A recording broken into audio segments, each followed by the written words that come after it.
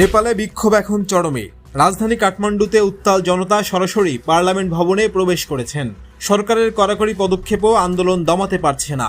কাঠমান্ডুর রাস্তায় সকাল থেকেই হাজারো মানুষ জড়ো হয়েছিলেন সরকারের বিরুদ্ধে বিক্ষোভ জানাতে।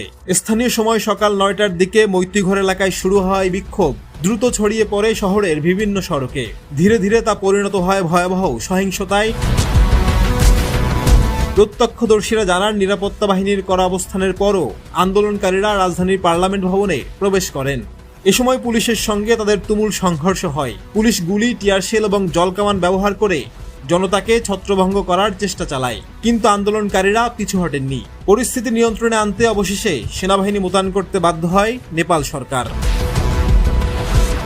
সহিংসতা বেড়ে গেলে প্রশাসন কাঠমান্ডুর বিভিন্ন এলাকায় কারফিউ জারি করে। প্রথমে বানেশ্বরকে নিষিদ্ধ এলাকা ঘোষণা করা হয়। পরে রাষ্ট্রপতির বাসভবন শীতল নিবাস, উপরাষ্ট্রপতির বাসভবন লেঞ্চোর এবং প্রধানমন্ত্রীর সরকারি বাসভবন বালুয়াটারেও কারফিউ জারি করা হয়। এই বিক্ষোভের সূচনা কয়েক সপ্তাহ আগে অনলাইনে। তরুণ প্রজন্ম নেপোকিড এবং নেপোবাবিস হ্যাশট্যাগ ব্যবহার করে সরকারের দুর্নীতি ও স্বজনপ্রীতির বিরুদ্ধে বিক্ষোভ শুরু করেন।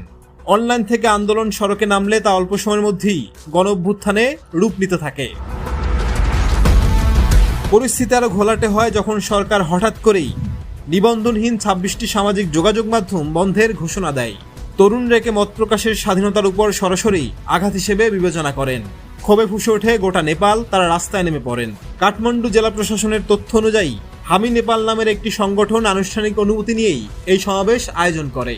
সংগঠনের চেয়ারম্যান সুধানগুর জানিয়েছেন, সরকারের দুর্নীতি, স্বেচ্ছাচার এবং গণতন্ত্র বিরোধী কার্যকলাপের প্রতিবাদেই তারা আন্দোলন করছেন।